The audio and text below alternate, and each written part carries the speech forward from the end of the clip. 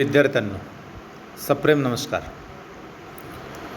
मित्र, गेल्या कित्येक तासांपासून आपण महाराष्ट्रातील आघाडीचे समाजसुधारक, बुद्धिवादाचे पुरस्कर्ते तथा प्रगतशील विचारांचे दृष्टिलेखक अशी ज्यांची ख्याती आहे असे समाजसुधारक गोपाळ गणेश आगरकर यांचा वाचन या निबंध पाठाचे अध्ययन अध्यापन आपण करीत आहोत. अगदी पाठाच्या प्रारंभीच, या निबंध लेखाच्या प्रारंभीच ज्ञान संपादनाची अनेक द्वारे आहेत. त्यापैकी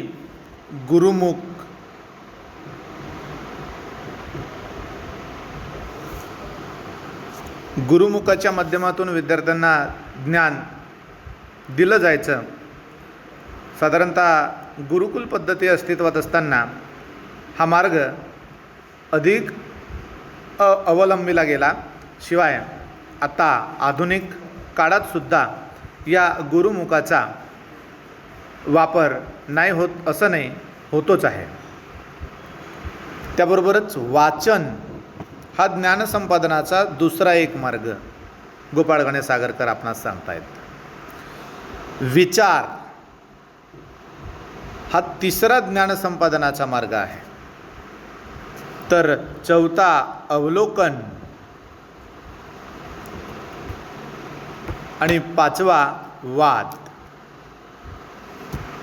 गुरुमुख मीन्स टीचर्स माउथ, वाचन रीडिंग, थॉट विचार, अवलोकन दॅट मीन्स ऑब्झर्वेशन आणि आर्ग्युमेंट म्हणजे वाद. ही ती 5 ज्ञानसंपादनाची मार्गे होत. या 5 मार्गांच्या पैकी वाचन या मार्गाविषयीचा हा प्रस्तुतचा निबंधलेख गोपाळ गणेश आगरकर यांनी लिहिलेला आहे. मागच्या तासात आपण पाहिलेलं आहे की वाचन या ज्ञानसंपादनाच्या मार्गाविषयी विवेचन करत असताना गुरुमुख, विचार, अवलोकन आणि वाद हे 4ही ज्ञानसंपादनाच्या मार्गांच्या विषयी विद्यार्थ्यांना, निबंध वाचकांना, श्रोत्यांना माहिती असणे अतिशय आवश्यक आहे असं गोपाळ गणेश आगरकर सांगत आहेत. इथपर्यंत आपण मागच्या तासाला अभ्यासलेलं होतं. आज रोजीपासून आपण या निबंध लेखनाचा पुढचा भाग अभ्यासूया. गोपाळ गणेश आगरकर वाचन या निबंधलेखात पुढे म्हणतात की गुरुमुखापासून होणारा फायदा विद्यार्थ्यांस फार झाले तर शाळेत किंवा विद्यालयात करून घेता येतो. गुरुमुख हा जो ज्ञानसंपादनाचा मार्ग आहे, या मार्गाचा फायदा विद्यार्थ्यांना फार झाले तर शाळेत, स्कूलमध्ये किंवा विद्यालयात करून घेता येतो. एकदा काय शाळा सुटली की मग मात्र याची संभावना असत नाही. एकदा शाळा सुटली की विद्यालयीन पदवी प्राप्त झाली म्हणजे गुरुला सोडून व्यवहारात पडावे लागते. व्यवहार पाठीमागे लागला म्हणजे ज्ञान संपादनास पुस्तकाशिवाय दुसरे साधन राहत नाही. शिकलेल्या लोकांपैकी 55% नोकरीत किंवा उद्योगात पडल्यावर वाचनाची इच्छा मुळीच राहत नाही. एकदा का व्यक्ती शाळा संपून व्यवहारात पडला, प्रपंचात पडला, तर ज्ञान संपादनासाठी तो वाचन वगैरे काही करत नाही. परंतु त्याला जर ज्ञान संपादन करावयाचे असेल तर त्याला पुस्तकं वाचल्याशिवाय दुसरं साधन उपलब्ध राहत नाहीत. परंतु सध्या समाजात तसे चित्रही संभवत नाहीत. शिकलेल्या कित्येक लोकांच्या पैकी 55% जी मंडळी नोकरीत आहेत, त्या नोकरीत असलेल्या किंवा उद्योगधंद्यात असलेल्या 55% लोक यांना वाचनाची मुळीच इच्छा राहत नाही. आणि वाचनाची मुळीच इच्छा राहत नसल्याच्यामुळे त्यांचा ऑलराऊंड डेव्हलपमेंट होण्यास अडथळे निर्माण होत आहेत. शाळेत किंवा महाविद्यालयात जे मानसिक श्रम करावयाचे ते नोकरी किंवा धंदा मिळवण्यासाठी, तो मिळाला म्हणजे अभ्यासाची सार्थकता झाली. शिकायचं कशासाठी? तर नोकरी करता यावी किंवा एखादा मोठा बिझनेस करता यावा, धंदा करता यावा यासाठी. परंतु खरं म्हणजे शिक्षणाचं हे मोठं प्रयोजन राहू शकत नाही. शिक्षण म्हणजे आपल्या वर्तनात होणारा सुधारणात्मक बदल होय. Sound mind in a sound body. शिक्षणाने आपलं मन सुसंस्कारित करण्याची प्रक्रिया सुरू असते आहे. आणि education is a dynamic process. ती गतिमान प्रक्रिया आहे, पण ती जन्म चालणारी अशी लाईफ लाँग प्रोसेस आहे. आजन्म चालणारी प्रक्रिया आहे. अगदी आजन्म व्यक्ती विद्यार्थीच असतो आहे. शिक्षण मरेपर्यंत संभवू शकत नाही. आजन्म चालणारी अशी ही निरंतर अशी प्रक्रिया आहे. हीच बाब नोकरीत किंवा धंद्यात पडलेला व्यक्ती विसरून जातो आणि तो वाचनापासून परावृत्त होत राहतो. त्याला नोकरी किंवा धंदा मिळवण्यापुरता शिक्षण झालं की आपल्या जीवनाची सार्थकता झाली किंवा आपल्या अभ्यासाची सार्थकता झाली असं वाटायला लागते. अशी पुष्कळांची समज आहे. शाळेत किंवा विद्यालयात संपादिलेल्या भांडवलावर जन्मभर व्यापार करणारे असे अनेक लोक आहेत. यांना मानसिक श्रमाचा स्वाभाविकपणे फार कंटाळा असतो. आणि वाचन हे एक मानसिक कार्य आहे, मानसिक श्रम आहे.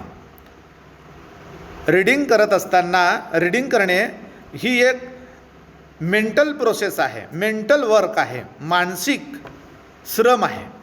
आणि ते स्वाभाविकपणे, नॅचरलपणे, सहज प्रवृत्तीने घडत नाही.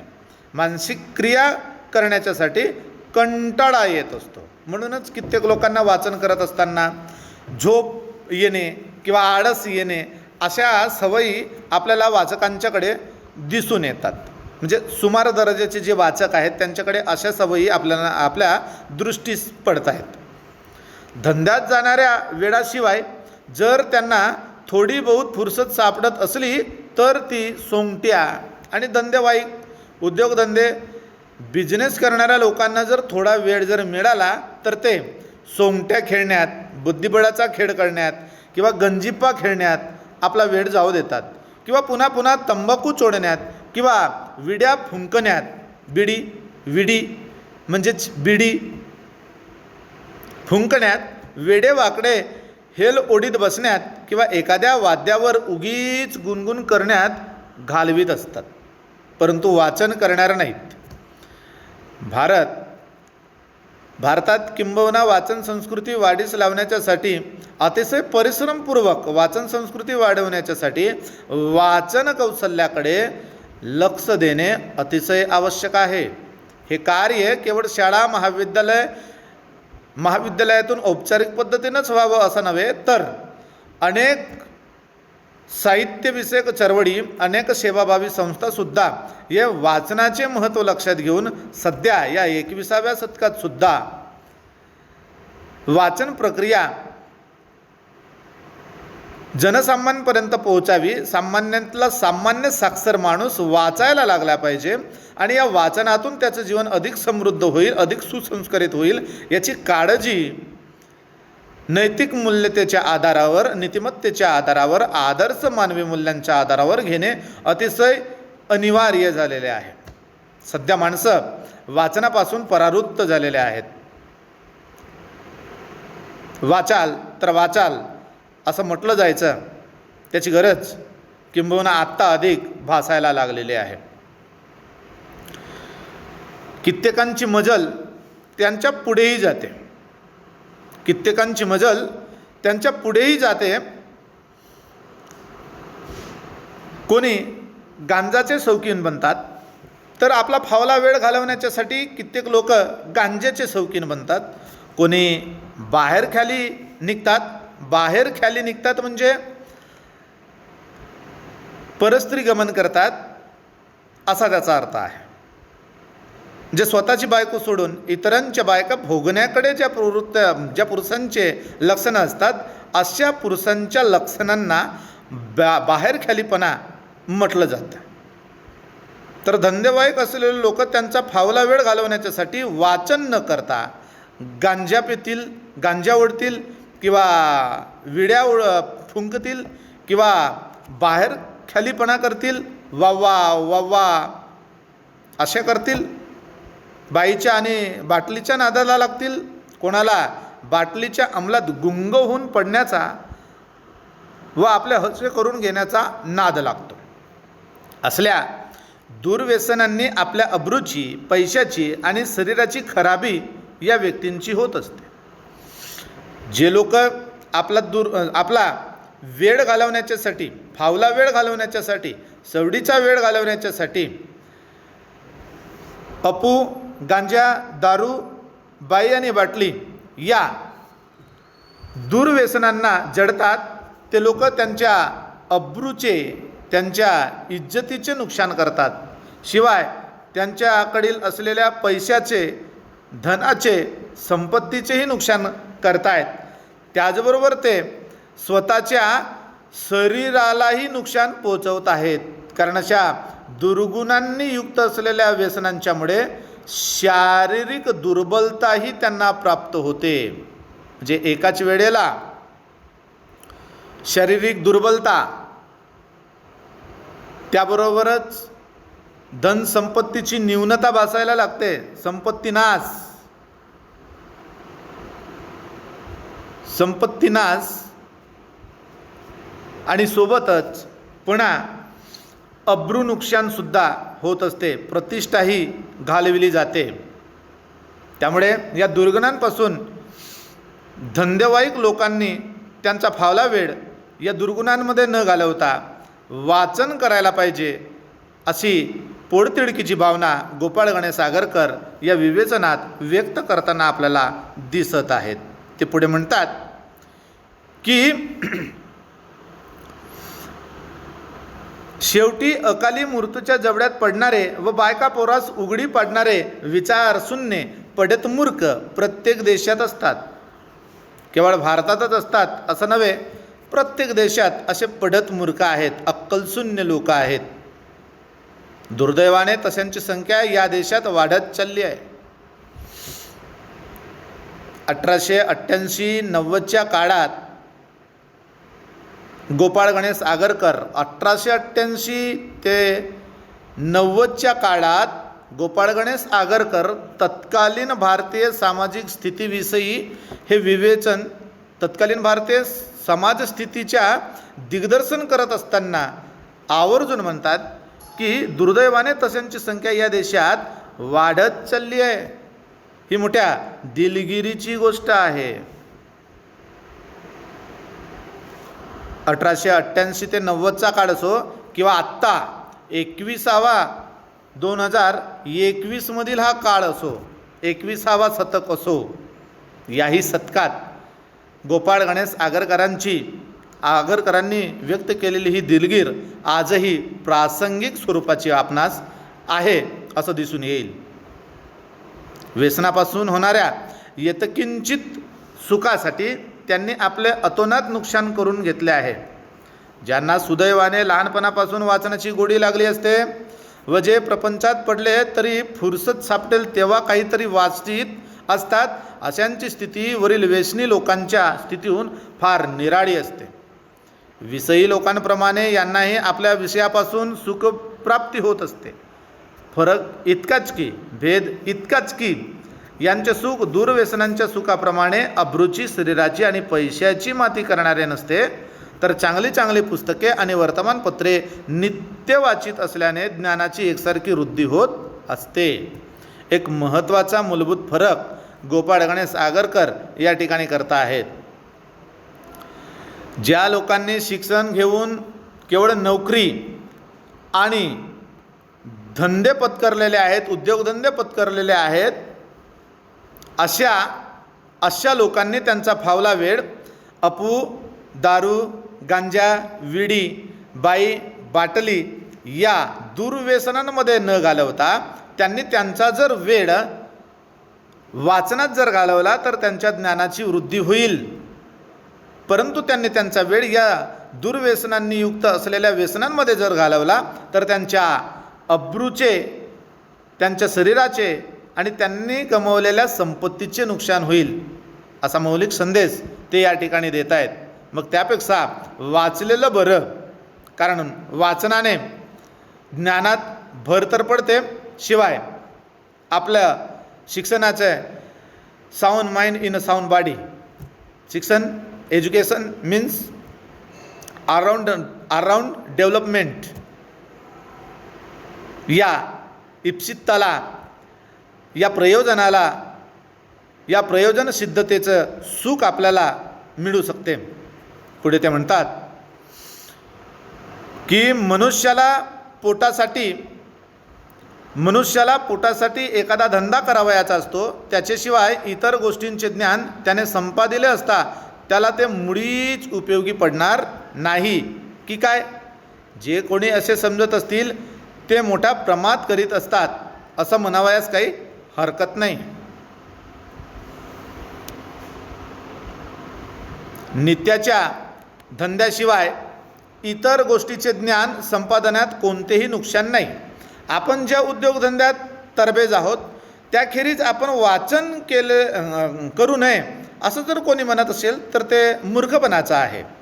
जरी तुमच्या धंदेवाईकपणात वाचनाचा काही संबंध येत नसेल असं सकृतदर्शनी तुम्हाला वाटत असेल, तरी पण वाचनाचे फायदे तुमच्या धंद्याच्या वाढीसाठी तर होईलच, शिवाय तुम्ही प्राप्त केलेल्या ज्ञानाचं संपादन करण्याच्यासाठी, ते दृढमूल करण्याच्यासाठी, ते वाढविण्याच्यासाठी या वाचन प्रक्रियेचा अधिकाधिक फायदा होईल. प्रपंचात प्रतिदिवशी लहान मोठ्या शेकडो अडचणी येत असतात. त्यांचा परिहार कसा करावा हे ठाऊक नसले तर किती पंचायत होईल बरं. कुटुंबात आले कोणाला पडसे की चालला वैद्याचे किंवा डॉक्टरांच्या घरी. एखाद्याला पडसे जर आला तर आपण लगेचच वैद्याच्या किंवा डॉक्टरांच्या घरी जातो. परंतु तीच व्यक्ती जर शिकली असेल तर कदाचित त्याला या पडस्यांवर साधारणतः प्राथमिक उपचार तरी करता येईल, निदान घरच्या घरी. पडला की काही भानगड लागली की वकिलाच्या घरी खेटे घालायला. आले काही सार्वजनिक काम की गेला भांबावून. ज्याला पूर्ववयात थोडे बहुत शिक्षण मिळाले आहे त्याची अशी दयनावस्था का असावी. जो 2 वर्ग त्याच्या पूर्व आयुष्यात शिकलेला आहे त्याची संसारात पडल्याच्या नंतर अशी दयनावस्था का बरं व्हावी. जो कोणी उपयुक्त वाचनाची सवय नेहमी करून ठेवील त्याला लहान सहान अडचणीतून बाहेर पडल्याबद्दल कोणत्याही प्रकारचा खर्च पडणार नाही, इतके खरे आहे. वाचनाने माणसं हे बहुश्रुत होतात, हे विषय व्यासंगी होतात. यांना वेगवेगळ्या प्रकारचा अनुभव संपन्नतेने ते युक्त होतात. मग त्यांच्या जीवनात ज्या काही अडीअडचणी आलेल्या असतील त्या निस्तारण्याच्यासाठी पुरेसं मार्गदर्शन हे वाचनच त्यांना सतत करत असते. तर अशा अडचणीतून फारसे कसे पडावे हे चांगले माहीत असल्याच्यामुळे त्याला त्याची पर्वा वाटेनाशी होईल आणि व्यक्ती निर्भीडपणे या जगण्याला, या जीवनाला, या मानवी जीवनाला सामोरे जाईल. इतके अगाध महत्त्व वाचनाचे आहेत. पुढे गोपाळ गणेश आगरकर म्हणतायत की संसारात वारंवार येणाऱ्या अडचणीतून पार पडण्यास वाचनापासून साह्य होते.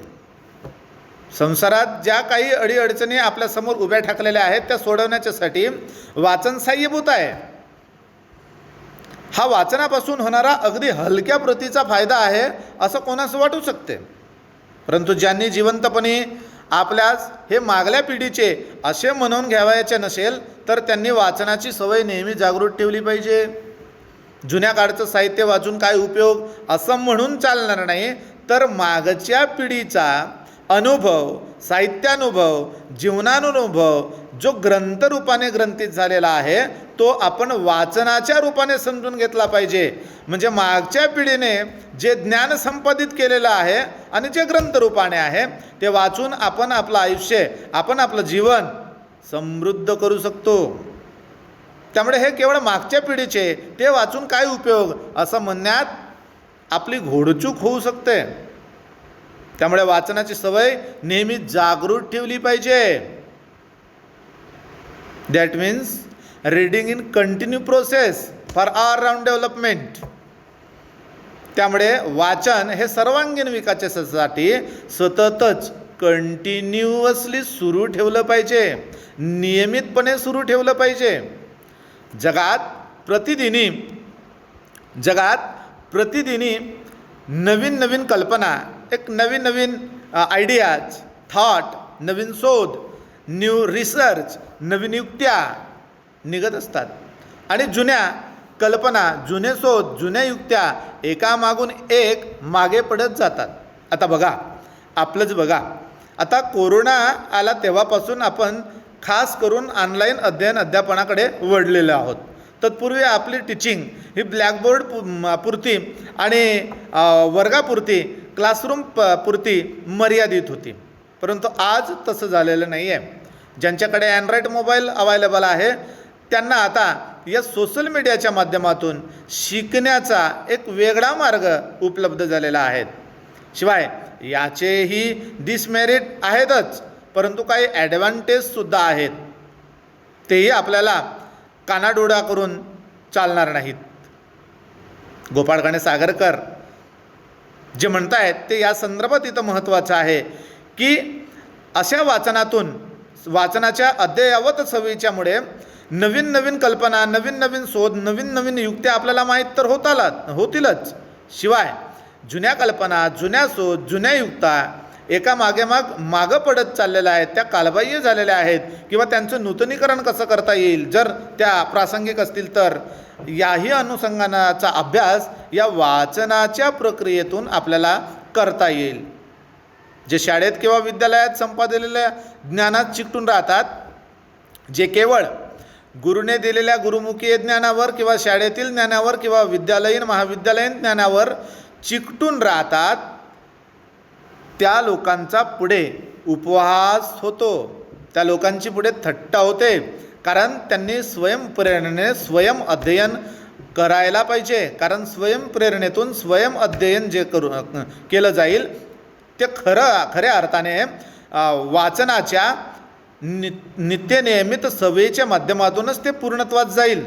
आणि असं जर पूर्णत्वास गेलं तर त्यांना या युगातील समस्यांशी, या युगात निर्माण झालेल्या संकटाशी 1-2 हात करता येतील आणि जीवन जगता येईल.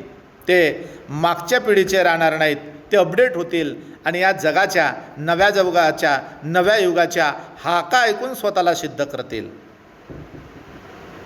त्यांना आपल्या जुनेपणाबद्दल आपला उपहास करून घ्यावा लागतो. शिक्षक, वैद्य, कारागीर, नौकर यापैकी ज्यांनी वाचनाची सवय ठेवलेली नसते त्यांना त्यांच्या धंद्यात झालेल्या सुधारणा न कळल्यापासून होणारे नुकसान सोसावे लागते. इतकेच नाही तर ज्या तरुण लोकांचा आणि त्यांचा समागम होतो त्यात त्यांची थट्टा होऊ लागते. ठळक गोष्टींची चालू तारखेपर्यंत काय हाल हवाल आहे हे माहीत नसणे म्हणजे 19व्या शतकात जन्मास येऊन 18व्या शतकातल्या मनुष्याप्रमाणे वागणे होय. गोपाळ गणेश आगरकरांनी जे लिखाणकाम केलेलं आहे, हा जो निबंध लिहिलेला आहे त्याचा काळ 1888 ते 90चा आहे. म्हणजे हे 19वे शतक आहे. 19व्या शतकात जन्मास येऊन 18व्या शतकातल्या मनुष्याप्रमाणे वागणे होय. म्हणून काळाबरोबर अपडेट राहणे आवश्यक आहे. आपण आत्ता 2021मध्ये जगत आहोत. हे 21वे शतक आहे.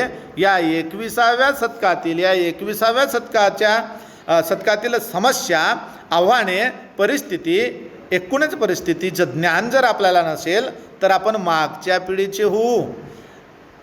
आणि आपल्याला आपल्या समस्या सोडवायच्या असतील तर आपल्याला आपलं ज्ञान अपडेट करावं लागेल. आणि आपलं ज्ञान आपल्याला अपडेट करावयाचे असेल तर वाचनाशिवाय गत्यंतर नाही.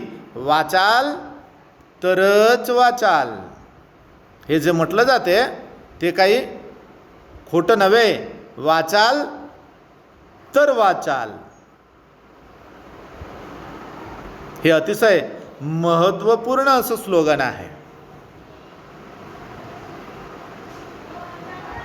पुढे कदाचित पूर्वीच्या युगात वाचनाची एवढी प्रौढी नव्हती असे मानिले तरी चालेल. जुन्या काळात एवढं काही वाचलं जात नव्हतं. पण आता मात्र वाचनाशिवाय चालावयाचे नाही. नाही. पूर्वी राजसत्ता राजाच्या किंवा त्याच्या मंत्र्याच्या हातात असे. जुन्या काळात, प्राचीन काळात, मध्ययुगीन कालखंडापर्यंत राजसत्ता, पॉवर हे राजाच्या किंवा मंत्र्यांच्या हातात असत. परंतु राज्यपद वंशपरंपरेनं प्राप्त होत असत. एखादा राजाचा मुलगा राजकुमार हा पुढचा राजा व्हायचा. हे राज्यपद वंशपरंपरेने प्राप्त होत असत. कायदे करणे, परराष्ट्रांशी लढाई करणे, तह करणे, कोणत्याही प्रचंड खर्च करणे वगैरे गोष्टीत पूर्वीचे अनियंत्रित राजे किंवा त्यांचे प्रधान लोकांचा सल्ला घेत नसत. पूर्वीचे राजे हे अनियंत्रित होते, निरंकुश होते, अनियंत्रित होते. स्वतःच्या मनमर्जीप्रमाणे कारभार चालविणारे होते. म्हणजे इतर देशांवर आक्रमण करायचं आहे, इतरांशी काही सामाजिक संबंध ठेवायचे आहेत, इतर प्रांताशी, इतर साम्राज्याशी, इतर राज्याशी काही राजकीय संबंध ठेवायचे आहेत, आर्थिक संबंध ठेवायचे आहेत किंवा युद्ध वगैरे करायचं आहे.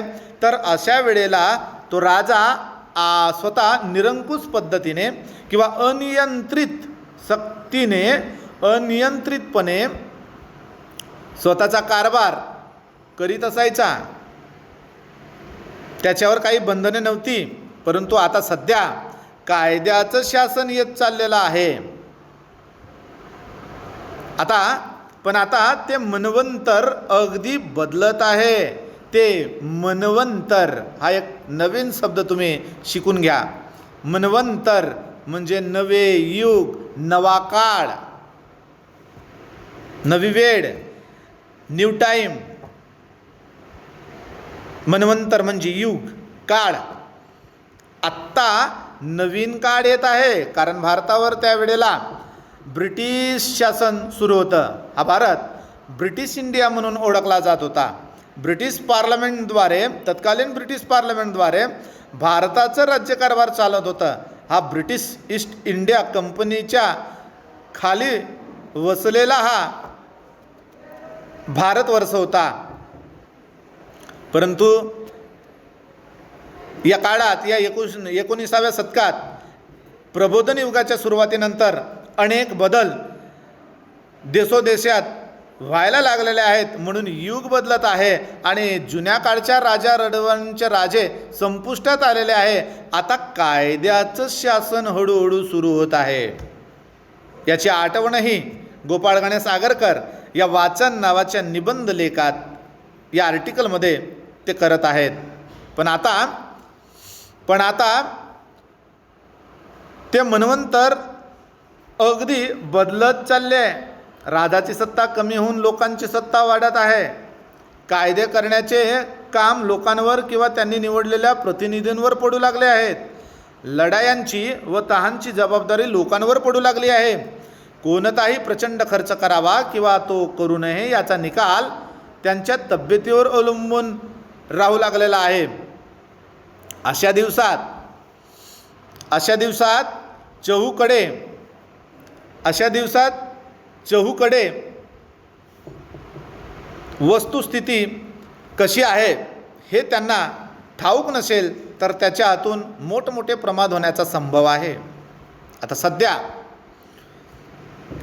कायद्याचं राज्य येत आहे, लोकप्रतिनिधी लोकांच्याकडून निवडलेले जात आहेत आणि लोकांनी निवडून दिलेले लोक शासन करता आहेत, प्रशासनात आहेत.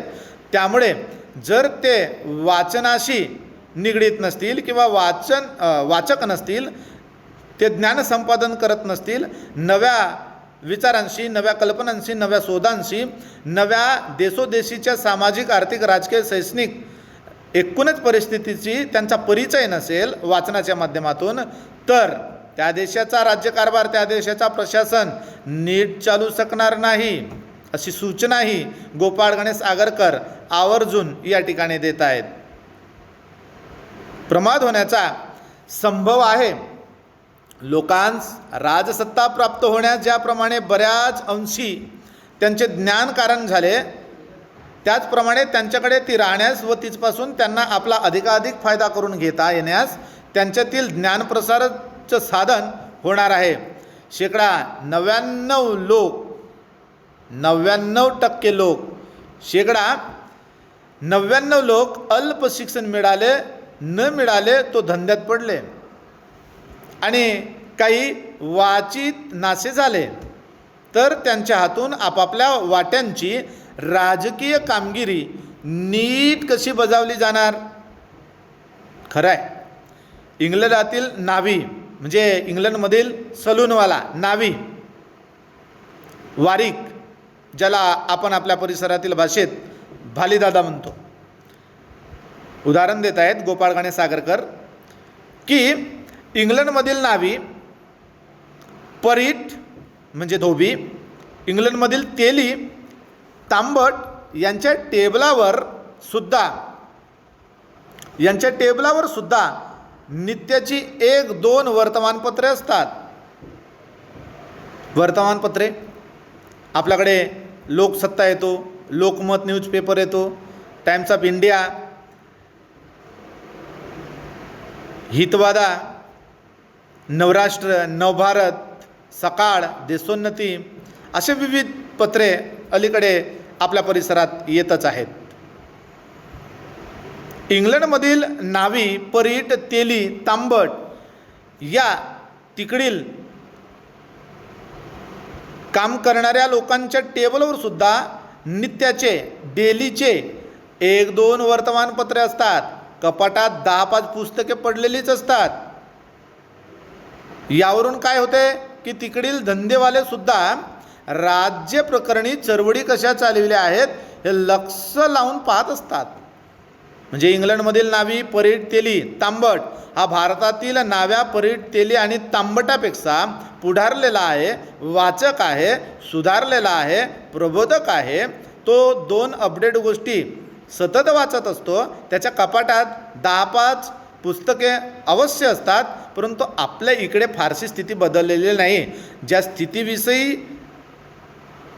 ज्या काळाविषयी गोपाळ गणेश आगरकर भारताच्या संदर्भात बोलतात, 19व्या शतकातीलच नव्हे तर आत्तासुद्धा 21व्या शतकातसुद्धा आपण फ्लॅट संस्कृतीत आलेलो आहोत.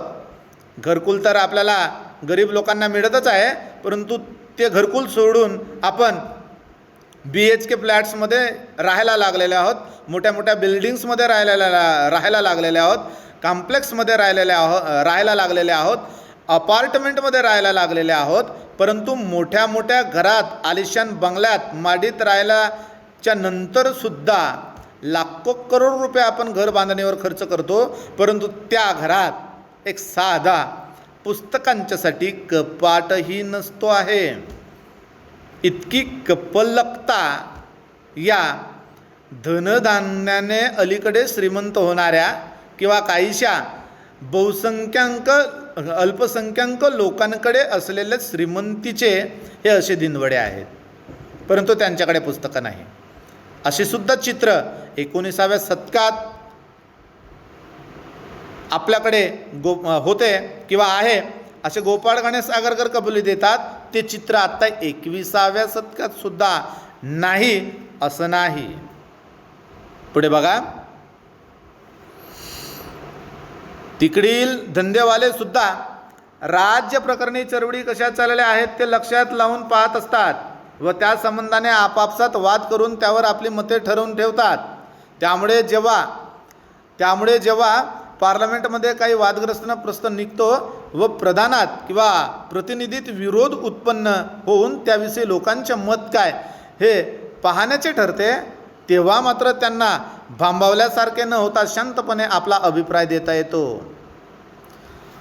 म्हणजे एखाद्या वेळेला पार्लमेंटमध्ये इंग्लंडमध्ये एखाद्या अडचणीच्या वेळेला एखादा पेच प्रसंग निर्माण झाला किंवा तिथले लोकमत तिथल्या पार्लमेंटने जर मागवलं तर ते तिकडल्या तेल्याला, तिकडल्या तांबड्याला, तिकडल्या नाव्याला, परिटाला केवळ वाचन संस्कृती जोपासल्याच्यामुळे असा अभिप्राय नोंदवता येतो, आपला मत नोंदवता येतो.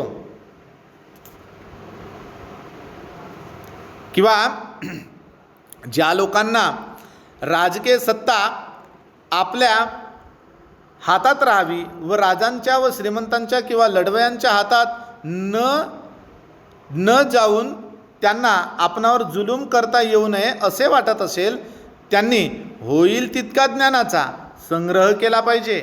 हा संग्रह करण्याचे प्रधान साधन वाचन आहे. सत्तेची निरंकुशशाही कमकुवत करायची असेल, सत्ता जी अनियंत्रितपणे वागू लागते, पॉवरमध्ये लोक, सत्ताधारी लोक जे अनियंत्रितपणे वागू लागतात, निरंकुशपणे वागू लागतात, मुजुरीने बेबंदशाहीने वागू लागतात, अशा सत्तेला वटणीवर ठेवायचं असेल तर लोकांनी, जनतेने, रयतेने, ग्रामीणांनी वाचलं पाहिजे आणि वाचनातून ज्ञानसमृद्ध होऊन सत्तेला वटणीवर आणायला पाहिजे. सततच जनतेने निरंकुश असलेल्या सत्तेवर ज्ञान संपादनातून आसूड ओढले पाहिजे. केवळ व्यक्तीच्याच दृष्टीने पाहिले तर व्यवहार आणि राज्य प्रकरण या संबंधाने मनुष्याच वाचनापासून जे लाभ होतात, म्हणून वर सांगितले आहे त्यापेक्षा आणखी एक विशेष महत्त्वाचा लाभ त्याला त्यापासून करता येऊ शकतो. तो कोणता? की संसारात मनुष्यावर प्रसंगोपात मोठमोठी अरिष्टे गुदरतात, मोठमोठे संकटे येतात. अरिष्टे म्हणजे संकट, संकटे, अरिष्ट म्हणजे संकट आणि संकटे, अरिष्ट एकवचन, अरिष्टे बहुवचन, अनेक वचन. संसारात पडलेल्या अनेकांवर वेगवेगळे प्रकारचे अरिष्टे येतात. हे अरिष्टे, हे संकटे दूर करण्याच्यासाठी एकुलता एक करता मुलगा जर अकस्मात मरण पावला किंवा कोणी रूपवती, सुशील, प्रेम करणारी बायको मरते, तर कोणाचे एकाएकी सारे पैसे बुडतात, कोणाला भयंकर अपघात होऊन आमरण व्यंगता येते, तर कोणाला एखादा महारोग जडतो. अशा प्रकारचे अरिष्ट कोसळले आणि मनाला त्याचा विसर पडण्यास काही नसले म्हणजे मनुष्याला पराकाष्ठेचे दुःख होऊन कधीकधी तो वेडा होऊन देखील जातो. अशा प्रसंगी विपदग्रस्ततेला जर वाचता येत असेल तर चांगल्या पुस्तकांची अनुकूलता असली तर दुःखाच्या पहिल्या उत्कट लाटेचा लय झाल्यावर त्याला ती पुस्तके वाचल्या वाचून पुष्कळ समाधान करून घेता येईल. हे जीवन विपदांनी ग्रस्त आहे. अशा विपदाग्रस्त लोकांनी सुद्धा दुःखाची लाट ओसरल्याच्या नंतर त्यांच्या जीवनात स्थैर्यता आणण्याच्यासाठी, त्यांचं मनोबल वाढवण्याच्यासाठी, पुन्हा ते जीवन जगण्याच्या मुख्य प्रवाहात रुळावेत म्हणून वाचन त्यांना सहाय्यभूत होऊ शकते. असा महत्त्वाचा विचार गोपाळ गणेश आगरकर या ठिकाणी मांडत आहेत. जड वस्तू नश्वर आहेत, आत्मा अविनाशी आहे. ज्यांचा मृत्यूलोकात एकाएकी संबंध तुटला त्यांची भेट यापेक्षा चांगल्या जगात पुन्हा होऊन चिरकाल तत्समागम सुख मिळेल. जन्मास आलेल्यांची मरण ही प्रकृतीच आहे. प्रत्येकाला आज ना उद्या मृण्मय शरीर ठेवायचे आहे. मृण्मय म्हणजे मातीतच शरीर ठेवायचं आहे. मृण म्हणजे माती ठेवायचं आहे.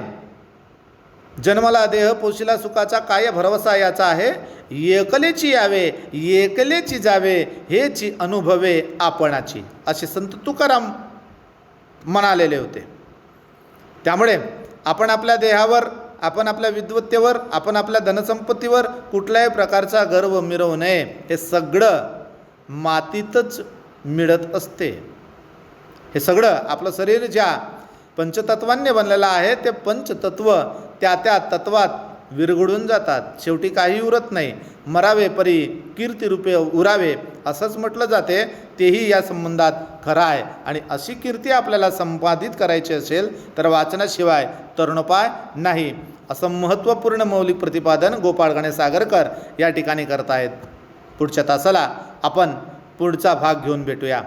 आपले सर्व विद्यार्थ्यांचे या ऑनलाईन क्लासमध्ये मनपूर्वक स्वागत आहे. धन्यवाद.